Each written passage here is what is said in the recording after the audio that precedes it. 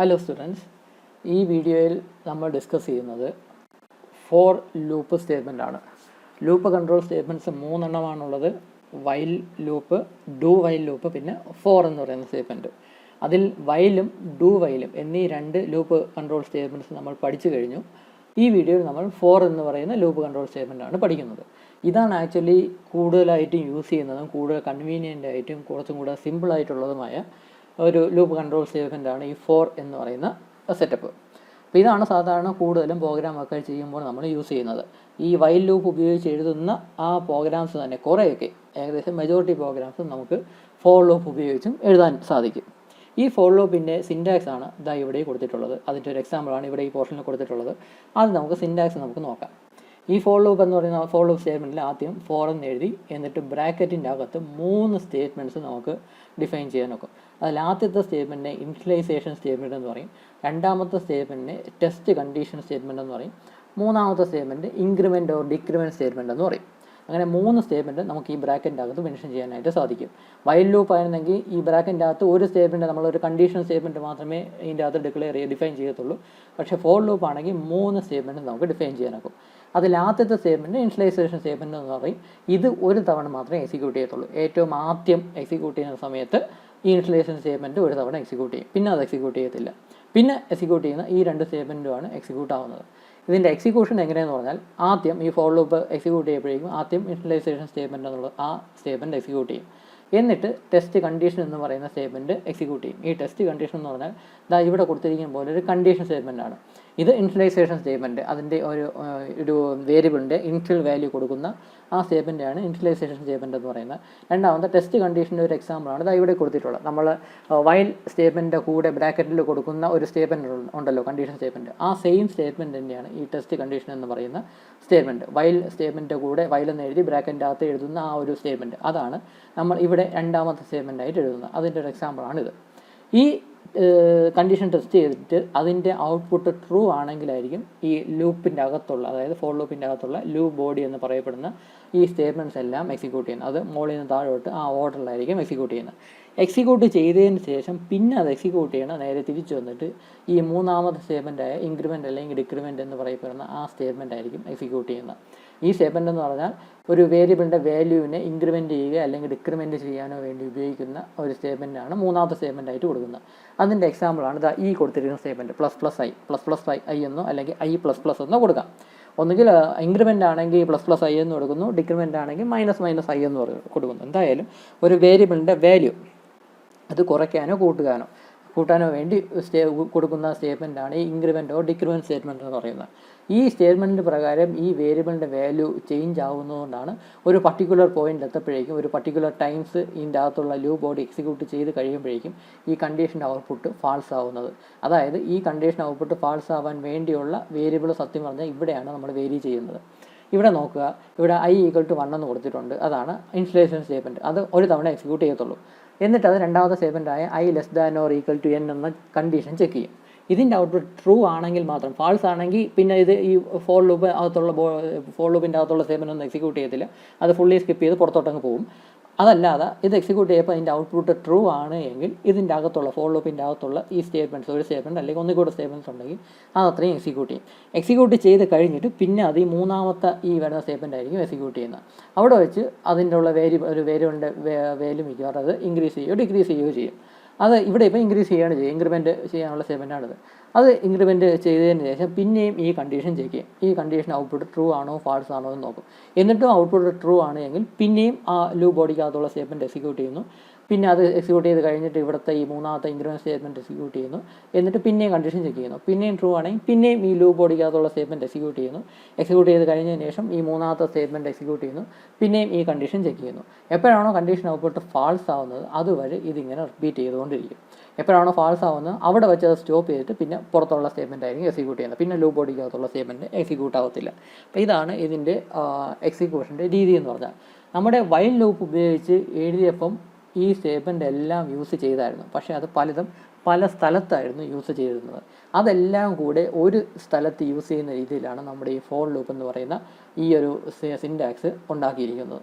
അതൊന്ന് ശ്രദ്ധിക്കുക. നമ്മുടെ ഈ കാണുന്ന ഈ ഒരു പ്രോഗ്രാം നോക്കുക. നമ്മൾ കഴിഞ്ഞ വീഡിയോയിൽ എഴുതിയ ഡു വൈൽ പഠിച്ചതിന് ശേഷം നമ്മൾ ഡിസ്കസ് ചെയ്ത ഒരു സാമ്പിൾ പ്രോഗ്രാമാണ്. ഈ പ്രോഗ്രാമിൽ i = 1 എന്ന് പറയുന്ന സ്റ്റേറ്റ്മെൻ്റ് ഉണ്ട്.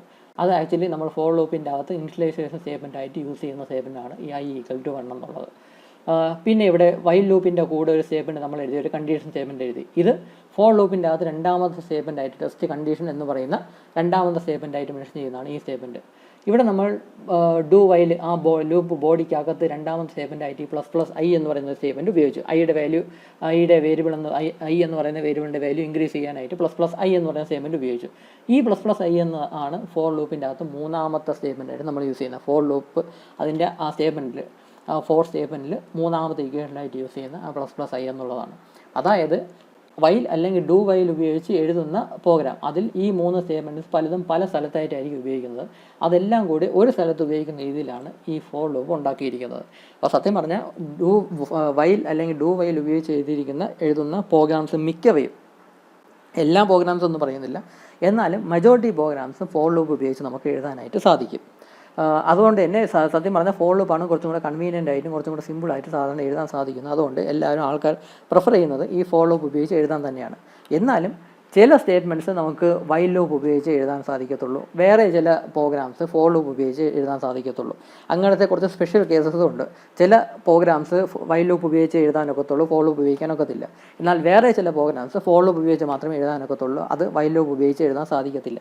അത് എങ്ങനെയാണെന്ന് വെച്ചാൽ അത് നമുക്ക് പ്രോഗ്രാം എഴുതുമ്പോഴേ മനസ്സിലാവും. ഇത് വൈൽ ലൂപ്പ് ഉപയോഗിച്ച് എഴുതാൻ സാധിക്കത്തില്ല, ഫോർ ലൂപ്പ് തന്നെ ഉപയോഗിക്കണം, അല്ലെങ്കിൽ ഫോർ ലൂപ്പ് ഉപയോഗിച്ച് എഴുതാൻ ഈ പ്രോഗ്രാം സാധിക്കത്തില്ല, അതുകൊണ്ട് നമുക്ക് വൈൽ ലൂപ്പ് എഴുതണം എന്ന് പ്രോഗ്രാം എഴുതുമ്പോഴേ നമുക്ക് മനസ്സിലാവും. അതല്ലാതെ തിയററ്റിക്കലി അവർ പറയുന്ന റീസൺ എന്താണെന്ന് വെച്ചാൽ എത്ര തവണ എക്സിക്യൂട്ട് ചെയ്യണം എന്ന് നമുക്ക് നേരത്തെ അറിയാമെങ്കിൽ ഫോർ ലൂപ്പാണ് സാധാരണ ഉപയോഗിക്കേണ്ടത്. എത്ര തവണ ഈ ലൂപ്പ് ബോഡിക്കകത്തുള്ള സ്റ്റേറ്റ്മെൻറ്റ്സ് എക്സിക്യൂട്ട് ചെയ്യണം, 10 തവണയാണോ അല്ലെങ്കിൽ 5 തവണ എക്സിക്യൂട്ട് ചെയ്യണം എന്ന് കൃത്യമായ ഒരു നമ്പർ നമുക്ക് അറിയാമെങ്കിൽ സാധാരണ ഫോർ ലൂപ്പാണ് നമുക്ക് ഒരു പ്രിഫറൻസ് ആയിട്ട് അവർ പറയുന്നത്. അതേസമയം എത്ര തവണ എക്സിക്യൂട്ട് ചെയ്യണം എന്ന് അറിയത്തില്ല. എന്തെങ്കിലും ഒരു കണ്ടീഷൻ തന്നിരിക്കും, ഇതുപോലൊരു കണ്ടീഷൻ തന്നിരിക്കും, ആ കണ്ടീഷൻ സാറ്റിസ്ഫൈ ചെയ്യുന്നിടത്തോളം ഈ ലൂപ്പ് ബോഡി എക്സിക്യൂട്ട് ചെയ്തുകൊണ്ടിരിക്കണം. ഈ കണ്ടീഷൻ എപ്പോഴാണോ ഫാൾസ് ആവുന്നത് അവിടെ വെച്ച് സ്റ്റോപ്പ് ചെയ്യണം. അങ്ങനെ മാത്രമേ അറിയാവൂ എങ്കിൽ സാധാരണ വൈൽ ലൂപ്പാണ് ഉപയോഗിക്കുന്നത്. അതല്ലാതെ എത്ര തവണ എക്സിക്യൂട്ട് ചെയ്യണം എന്ന് നമുക്ക് നേരത്തെ അറിയാമെങ്കിൽ സാധാരണ ഫോർ ലൂപ്പാണ് ആൾക്കാർ പ്രിഫർ ചെയ്യുന്നത്. ഇത് നമ്മൾ പ്രോഗ്രാം എഴുതുമ്പോഴേ നമുക്ക് മനസ്സിലാവും, ഇത് ഫോർ ലൂപ്പ് ഉപയോഗിച്ച് എഴുതാൻ സാധിക്കത്തില്ല, വൈൽ ലൂപ്പ് ഉപയോഗിച്ചേ പറ്റത്തുള്ളൂ എന്ന് നമുക്ക് പ്രോഗ്രാം എഴുതുമ്പോഴേ മനസ്സിലാവും. അപ്പോൾ അത് നമ്മൾ ശ്രദ്ധിക്കേണ്ട. എക്സാമിനായിരുന്നാലും ഒരു ക്വസ്റ്റ്യൻ തന്നാൽ മിക്കവാറും ഫോർ ലൂപ്പ് ഉപയോഗിച്ച് എഴുതുക എന്ന് പ്രത്യേകം എടുത്ത് പറഞ്ഞിരിക്കും. അതല്ല എങ്കിലും നിങ്ങൾ ഫോർ ലൂപ്പ് ഉപയോഗിച്ച് എഴുതാനായിട്ട് ശ്രമിച്ചാൽ മതി. അത് ശ്രമിക്കുമ്പോഴേക്കും നിങ്ങൾക്ക് ചിലപ്പോൾ മനസ്സിലാവും ഇത് വൈൽ ലൂപ്പ് ഉപയോഗിച്ചേ പറ്റത്തുള്ളൂ എന്ന്. അങ്ങനെയാണെങ്കിൽ മാത്രം വൈൽ ലൂപ്പ് ഉപയോഗിക്കുക. അത് ചില പ്രോഗ്രാംസ് മാത്രമേ ഉള്ളൂ, അല്ലാതെ മിക്ക പ്രോഗ്രാംസും സത്യം പറഞ്ഞാൽ ഫോർ ലൂപ്പ് ഉപയോഗിച്ചും വൈൽ ലൂപ്പ് ഉപയോഗിച്ച് എഴുതാനായിട്ട് സാധിക്കും മിക്ക പ്രോഗ്രാംസും. അതിൽ തന്നെ ഫോർ ലൂപ്പ് ഉപയോഗിച്ചാണ് സാധാരണ നമ്മൾ പ്രോഗ്രാംസ് ഒക്കെ എഴുതാറ്. വൈൽ ലൂപ്പിനെക്കാളും കുറച്ചുകൂടെ കൺവീനിയൻ്റ് ആയിട്ട് നമുക്ക് പ്രോഗ്രാം എഴുതാൻ സാധിക്കുന്നത് ഫോർ ലൂപ്പ് ഉപയോഗിച്ചാണ്. അപ്പോൾ ഇതാണ് ഫോർ ലൂപ്പിൻ്റെ ഒരു സാമ്പിൾ പ്രോഗ്രാം എന്ന് പറഞ്ഞാൽ. വൈൽ ലൂപ്പ് നമ്മളിവിടെ മൾട്ടിപ്ലിക്കേഷൻ ടേബിൾ ഡിസ്പ്ലേ ചെയ്യാനുള്ള പ്രോഗ്രാമാണ് കഴിഞ്ഞ വീഡിയോയിൽ എഴുതിയത്. അത് ഡു വൈൽ എന്ന സ്റ്റേറ്റ്മെൻറ്റ് ഉപയോഗിച്ചാണ് എഴുതിയത്. ഇതേ പ്രോഗ്രാം തന്നെ നമുക്ക് ഫോർ ലൂപ്പ് ഉപയോഗിച്ച് എഴുതാനായിട്ട് സാധിക്കും. ഇവിടെ വരുന്ന ഡിഫറൻസ് എന്തെന്ന് പറഞ്ഞാൽ നമ്മളിവിടെ i എന്ന് പറയുന്ന അതിൻ്റെ മുന്നേ ഒരു കാര്യം കൂടെ പറഞ്ഞോട്ടെ. ഇവിടെ ഞാൻ ഫോർ ലൂപ്പിൻ്റെ ഒരു എക്സാമ്പിൾ ആണ് ഇവിടെ ഈ കൊടുത്തിട്ടുള്ളത്. ഈ ഫോർ ലൂപ്പിൻ്റെ ഇവിടെ i എന്ന് പറയുന്നൊരു വേരിയബിൾ ഞാനിവിടെ ഇനിഷ്യലൈസ് ചെയ്യുന്നുണ്ട്. i = 1 എന്ന് ഇനിഷ്യലൈസ് ചെയ്യുന്നുണ്ട്. ആ i എന്ന് പറയുന്ന വേരിയബിൾ തന്നെയാണ് ഇവിടെ കണ്ടീഷൻ സ്റ്റേറ്റ്മെൻറ്റിൽ ഉപയോഗിച്ചിരിക്കുന്നത്. ഇതേ i എന്ന് പറയുന്ന സ്റ്റേറ്റ്മെൻറ്റ് തന്നെയാണ് ഇവിടെ ഇൻക്രിമെൻറ്റ് ചെയ്യാനും ഉപയോഗിച്ചിരിക്കുന്നത്. ഈ i എന്ന് പറയുന്ന സ്റ്റേറ്റ്മെൻറ്റ് ഇവിടെ നമ്മൾ ലൂപ്പ് ബോഡിക്കകത്തുള്ള സ്റ്റേറ്റ്മെൻറ്റിന് യൂസ് ചെയ്യുന്നുണ്ട്. അപ്പോൾ സത്യം പറഞ്ഞാൽ എല്ലായിടത്തും ഈ ലൂപ്പ് കൺട്രോൾ ചെയ്യുന്നത് തന്നെ ഈ വേരിയബിൾ ആണെന്ന് പറയാം. ഈ കണ്ടീഷൻ ട്രൂ ആണോ ഫാൾസ് ആണോ എന്ന് ഡിസൈഡ് ചെയ്യുന്നത്, അതിന് വേണ്ടി അതിനെ വേരിയബിളിനെ ഇൻക്രിമെൻറ്റ് ചെയ്യുന്നതെല്ലാം i എന്ന് പറയുന്ന വേരിയബിളിനെയാണ്. അപ്പോൾ അതുകൊണ്ട് ഈ വേരിയബിളിനെ ലൂപ്പ് കൺട്രോൾ വേരിയബിൾ എന്നാണ് പറയുന്നത്. കാരണം ആ വേരിയബിളാണ് ഡിസൈഡ് ചെയ്യുന്നത് ഈ കണ്ടീഷൻ ഇപ്പം ഫാൾസ് ആവണം, ഇപ്പം ട്രൂ ആവണം എന്നൊക്കെ ഡിസൈഡ് ചെയ്യുന്നത് ഈ i എന്ന് പറയുന്ന വേരിയബിളാണെന്ന് പറയാം. അപ്പം അങ്ങനത്തെ വേരിയബിളിനെ ലൂപ്പ് കൺട്രോൾ വേരിയബിൾ എന്നാണ് പറയുന്നത്. ഇനി ശ്രദ്ധിക്കുക, നമ്മൾ ഈ പ്രോഗ്രാം ഫോർ ലൂപ്പ് ഉപയോഗിച്ചാണ് എഴുതുന്നത് എങ്കിൽ ഇവിടെ നമുക്ക് i എന്ന് പറയുന്ന വേരിയബിൾ ഡിക്ലെയർ ചെയ്യേണ്ട ആവശ്യമില്ല. നമുക്ക് ഫോർ ലൂപ്പിൻ്റെ അകത്ത് നമുക്ക് ഡിക്ലെയർ ചെയ്യാം. അതായത് ഫോർ ലൂപ്പിൻ്റെ അകത്ത് വെച്ച് തന്നെ നമുക്ക് പുതിയൊരു വേരിയബിൾ ക്രിയേറ്റ് ചെയ്യാം. i എന്ന് പറയുന്ന വേരിയബിൾ ക്രിയേറ്റ് ചെയ്ത് അതിൻ്റെ ഇനിഷ്യൽ വാല്യൂ നമുക്ക് കൊടുക്കാനും സാധിക്കും. ആദ്യത്തെ സ്റ്റേറ്റ്മെൻ്റ് ആയിട്ട് ഇവിടെ i = 1 എന്നാണല്ലോ കൊടുത്തത്. അതിന് പകരം int i = 1 എന്ന് നമുക്ക് വേണമെങ്കിൽ കൊടുക്കാം. i എന്ന് പറയുന്ന വേരിയബിൾ നമുക്ക് അവിടെ വെച്ച് നമുക്ക് ക്രിയേറ്റ് ചെയ്താൽ മതി. അപ്പോൾ എപ്പോഴാണോ ഒരു വേരിയബിൾ നമ്മൾ ആദ്യമായിട്ട് യൂസ് ചെയ്യുന്നത് അത് ആ പോയിന്റിൽ വെച്ച് ആ വേരിയബിൾ ഡിക്ലെയർ ചെയ്താൽ മതി എന്നാണ് C++ എന്ന പ്രോഗ്രാമിംഗ് ലാംഗ്വേജിലുള്ള റൂള്. അപ്പോൾ എവിടെയാണോ ഈ ഫോർ ലൂപ്പിലാണ് നമ്മൾ ആദ്യമായിട്ട് ഈ ഐ എന്ന് പറയുന്ന വേരിയബിൾ യൂസ് ചെയ്യുന്നതെങ്കിൽ ഫോർ ലൂപ്പിൻ്റെ അകത്ത് വെച്ച് തന്നെ നമുക്ക് ഡിക്ലെയർ ചെയ്യാം. ഇവിടെ തന്നെ ഇൻറ്റ് ഐ ഈക്വൽ ടു 1 എന്ന് പറഞ്ഞ് നമുക്കിവിടെ ഡിക്ലെയർ ചെയ്യാനായിട്ട് സാധിക്കും. പ്രോഗ്രാം കാണിക്കാം. അപ്പം ആ ഐ എന്ന് പറയുന്ന വേരിയബിൾ നമ്മൾ ഫോർ ലൂപ്പിലായിരിക്കും ഉപയോഗിക്കുന്നത്. ഫോർ ലൂപ്പിൻ്റെ അതിൻ്റെ അകത്തുള്ള ഫോർ സ്റ്റേറ്റ്മെൻറ്റ് അകത്തുള്ള രണ്ടാമത്തെ സ്റ്റേറ്റ്മെൻ്റ് ആയിട്ട് ഈ വൈൽ ലൂപ്പിൻ്റെ കൂടെ ഉപയോഗിച്ച ഈ ഒരു സ്റ്റേറ്റ്മെൻ്റ് ആയിരിക്കും നമ്മൾ രണ്ടാമത്തെ സ്റ്റേറ്റ്മെൻ്റ് ആയിട്ട് കൊടുക്കുന്നത്. മൂന്നാമത്തെ സ്റ്റേറ്റ്മെൻ്റ് ആയിട്ട് ലൂപ്പ് ബോഡിക്കകത്തുള്ള ഈ സ്റ്റേറ്റ്മെൻ്റ് ആയിരിക്കും മൂന്നാമത്തെ സ്റ്റേറ്റ്മെൻ്റ് ആയിട്ട് കൊടുക്കുന്നത്. ഈ ഫോർ ലൂപ്പിൻ്റെ അകത്ത് വരുന്ന ലൂപ്പ് ബോഡിയിൽ വരുന്നത് ഈ ഒരു സ്റ്റേറ്റ്മെൻറ്റ് മാത്രമായിരിക്കും നമ്മൾ ഫോർ ലൂപ്പ് ഉപയോഗിച്ച് എഴുതുകയാണെങ്കിൽ. അതാണ് ഇവിടെ ഈ കാണിച്ചിരിക്കുന്നത്. ഫോർ ലൂപ്പ് ഉപയോഗിച്ചുള്ള പ്രോഗ്രാമാണ് ഈ കാണിച്ചിരിക്കുന്നത്. ഇവിടെ 4 എന്ന് എഴുതി ബ്രാക്കറ്റിൻ്റെ അകത്ത് ഇൻറ്റ് ഐ ഈക്വൽ ടു 1 എന്ന് കൊടുത്തിട്ടുണ്ട്. നമ്മളിവിടെ ഐ ഡിക്ലെയർ ചെയ്തില്ല, ഡിക്ലെയർ ചെയ്യാം. ഇവിടെ ഐ എന്ന് പറയുന്ന വേരിയബിൾ ഡിക്ലെയർ ചെയ്യുന്നുവെങ്കിൽ ഇവിടെ ഐ ഈക്വൽ ടു 1 എന്ന് മാത്രം കൊടുത്താൽ മതി. നമ്മളിവിടെ ഡിക്ലെയർ ചെയ്തില്ല, അതുകൊണ്ടാണ് ഇൻറ്റ് ഐ ഈക്വൽ ടു 1 എന്ന് കൊടുത്തത്. ആദ്യത്തെ statement int i equal to 1 എന്ന് കൊടുക്കാം. രണ്ടാമത്തെ statement i less than or equal to 10 നമ്മുടെ വൈൽ എന്ന സ്റ്റേറ്റ്മെൻറ്റിൻ്റെ കൂടെ എഴുതിയ ആ കണ്ടീഷൻ അത് നമ്മൾ ഇവിടെ എഴുതി. മൂന്നാമതായിട്ട് പ്ലസ് ഐ എന്നും കൊടുത്തിട്ടുണ്ട്. ഇവിടെ ശ്രദ്ധിക്കേണ്ട ഒരു കാര്യം, നമ്മുടെ സിൻറ്റാക്സ് പ്രകാരം ഓരോ സ്റ്റേറ്റ്മെൻറ്റും കഴിഞ്ഞിട്ട് ഈ സെമി കോളനാണ് ഇട്ട് കൊടുക്കേണ്ടത്. ഇവിടെ കോളൻ ഇട്ട് കൊടുക്കരുത്, സെമി കോളനാണ് ഇട്ട് കൊടുക്കേണ്ടത്. ഇവിടെ ബ്രാക്കറ്റ് കഴിഞ്ഞ് സെമി കോളനൊന്നും ഇല്ല. അല്ലാതെ ഈ 3 കണ്ടീഷൻ അല്ലെങ്കിൽ 3 സ്റ്റേറ്റ്മെൻറ്റ്സും സെപ്പറേറ്റ് ചെയ്യുന്നത് ഈ 2 സെമി കോളൻ ഉപയോഗിച്ചാണ്. ഇവിടെ ഒരു സെമി കോളൻ ഉണ്ട്, ഇവിടെ ഒരു സെമി കോളൻ ഉണ്ട്. അതാണ് ഇവിടെ കൊടുത്തിട്ടുള്ളത്. ഇവിടെ സെമി കോളൻ കൊടുത്തിട്ടുണ്ട്, ഇത് പ്ലസ് ഐ എന്ന് കൊടുത്തിട്ടുണ്ട്. ഇതിൻ്റെ എക്സിക്യൂഷൻ എങ്ങനെയെന്ന് പറഞ്ഞാൽ ആദ്യം ഈ ഒരു സ്റ്റേറ്റ്മെൻറ്റ് എക്സിക്യൂട്ട് ചെയ്യുന്നു. അപ്പോൾ ഐ ഈക്വൽ ടു 1 എന്ന് സെറ്റ് ചെയ്യുന്നു. അതിനുശേഷം ഈ കണ്ടീഷൻ ഇവിടെ ചെക്ക് ചെയ്യുന്നു. ഈ കണ്ടീഷൻ ചെക്ക് ചെയ്യുമ്പോൾ എന്തായാലും ട്രൂവേ വരത്തുള്ളൂ, കാരണം ഇവിടെ ഐയുടെ വാല്യൂ 1 ആയതേ ഉള്ളൂ. ഇവിടെ less than or equal to 10 ആണെങ്കിൽ ഐയുടെ value less than or equal to 10 ആണെങ്കിൽ ഈ കണ്ടീഷൻ ഔട്ട്പുട്ട് ട്രൂ ആയിരിക്കും. ട്രൂ ആവുന്നതെങ്കിൽ ഇതിൻ്റെ അകത്തുള്ള ഈ ഒരു സ്റ്റേറ്റ്മെൻറ്റ് ഒരു തവണ എക്സിക്യൂട്ട് ചെയ്യുന്നു. അതാണ് ഈ ഒരു ലൈനായിട്ട് ഡിസ്പ്ലേ ആവുന്നത്. ഈ സ്റ്റേറ്റ്മെൻറ്റ് എക്സിക്യൂട്ട് ചെയ്തതിന് ശേഷം ഈ നേരെ തിരിച്ച് വന്ന് ഈ സ്റ്റേറ്റ്മെൻറ്റ് ആയിരിക്കും എക്സിക്യൂട്ട് ചെയ്യുന്നത്. ഐയുടെ വാല്യൂ ഇൻക്രിമെൻറ്റ് ചെയ്യാനുള്ള സ്റ്റേറ്റ്മെൻറ്റ് ആയിരിക്കും എക്സിക്യൂട്ട് ചെയ്യുന്നത്. അപ്പോൾ ഇവിടെ ഐയുടെ വാല്യൂ 1 ആയിരുന്നു, ഇവിടെ എത്തിയപ്പോഴേക്കും ഐയുടെ വാല്യൂ 2 ആയി. എന്നിട്ട് പിന്നെയും കണ്ടീഷൻ ചെക്ക് ചെയ്യുന്നു. ഈ കണ്ടീഷൻ ഔട്ട്പുട്ട് ട്രൂ ആണ്, അതുകൊണ്ട് പിന്നെയും ഈ സ്റ്റേറ്റ്മെൻറ്റ് എക്സിക്യൂട്ട് ചെയ്യുന്നു. അങ്ങനെ റിപ്പീറ്റ് ചെയ്ത് വരുന്നു. അവസാനം ഇവിടെ ഐയുടെ വാല്യൂ 9 വരെ ആവുന്നു. 9 ആയി. ഇവിടെ എത്തപ്പോഴേക്കും ഐയുടെ വാല്യൂ 10 ആവുന്നു. പിന്നെയും കണ്ടീഷൻ ചെക്ക് ചെയ്യുന്നു. അപ്പോഴും കണ്ടീഷൻ ഔട്ട്പുട്ട് ട്രൂ തന്നെ ആയിരിക്കും. കാരണം ലെസ് ദാനോട് ഈക്വൽ ടു 10 എന്നാണല്ലോ, ഐയുടെ വാല്യൂ 10 ആവുന്നുള്ളൂ. അപ്പോൾ ഈ കണ്ടീഷൻ്റെ ഔട്ട്പുട്ട് വീണ്ടും അതിൻ്റെ ഔട്ട്പുട്ട് ട്രൂ ആയിരിക്കും. പിന്നെയും ഈ സ്റ്റേറ്റ്മെൻറ്റ് എക്സിക്യൂട്ട് ചെയ്യുന്നു. എന്നിട്ട് പിന്നെയും ഈ കണ്ടീഷൻ എക്സിക്യൂട്ട് ഇവിടെ ഈ സ്റ്റേറ്റ്മെൻറ്റ് എക്സിക്യൂട്ട് ചെയ്യുമ്പോഴേക്കും ഐയുടെ വാല്യൂ 11 ആവുന്നു.